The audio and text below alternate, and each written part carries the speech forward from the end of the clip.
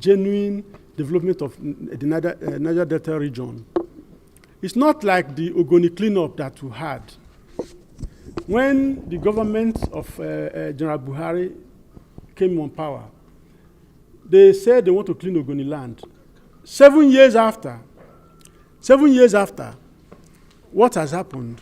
We are still talking about cleaning of Ogoni land. There is no sincerity of purpose. That's what I'm saying. I'm saying that the government must be prepared to do whatever is needed. I talked about rail connection that will connect the entire Niger Delta. I talked about Patani Road. I talked about federal roads in their area. I'm talking about electricity. They are flaring gas in the Niger Delta for over 60 years. Yet, there's no light in the area. There's no water. My community, Queenstown, the place about being washed off by the tidal wave, because we are at the bite of the Atlantic, the bite of Biafra, so to say. Yet, they've been awarded contracts and they've been eating the money. So the government must rise up to the occasion and take care of the people. Like I said, it's only logical. It makes economic sense when you see what needed to be done and you do it, knowing that that is where your wealth comes from.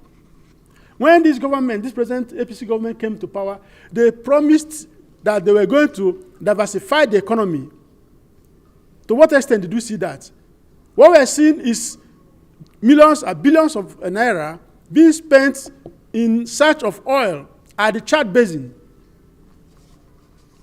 They say oil is going to be extinct. It's not going to be fashionable again in some years to come. What do they plan to? They plan to leave the region like that? Look, I have come to warn and draw attention of the government of Nigeria to the fact that I have said it, that if they don't take care of this hen that lays the golden egg, they shouldn't be surprised if the hen dies. God forbid. The hen will not die, definitely.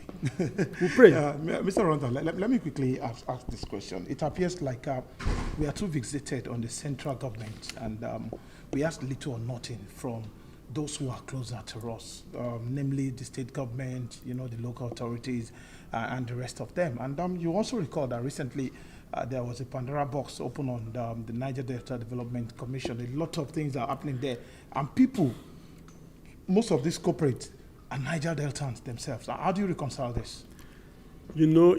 I said earlier on that the Niger Delta Ministry, the Niger Delta Development Commission, and some of these parastatals of government were not open for Niger Delta.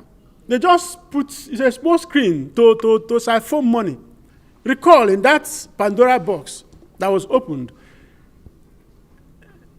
Chief Akpabio or Mr. Akpabio, the minister, the honorable minister, was to reveal names of people who have been taking the contracts which they never executed.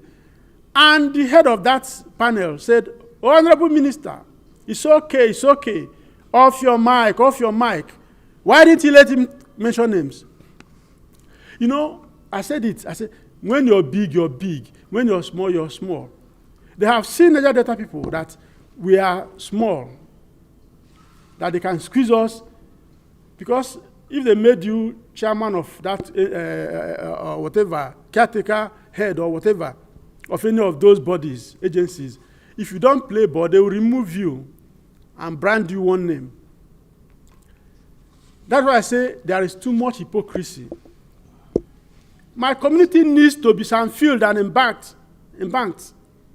It needs it urgently before we get washed off by the tidal wave of the Atlantic. But nothing is happening. And money is coming out of the place. There is no water. Potable water is non-existent. No electricity. We cannot fish, we cannot farm. How can we survive? You don't want people to go back to the creeks? That shouldn't be an option. So government must do the needful. It must develop the place. We don't need any disruption in the flow of oil, since all our life is dependent on the oil. Since we cannot do anything else but wait for the oil. But is it not even shameful that our forefathers, we are exporting our men, strongest of men, away to the Europeans, to the Americans, into slavery? They went and developed the rest of the world, leaving Africa behind. After that, it became time of cash crops. The cocoa of Western Nigeria, the granite pyramids of Northern Nigeria, the palm produce of Southeast, they were all exporting these things in crude state. Nobody has thought of refining it, even through the first process. Now, in the 21st century, we are so shamelessly exporting crude oil in a crude state. That's why we are poor. We will keep on making mistakes. We will keep on making mistakes after mistakes, if we don't do the needful, if we don't repair the damages we have caused the other people.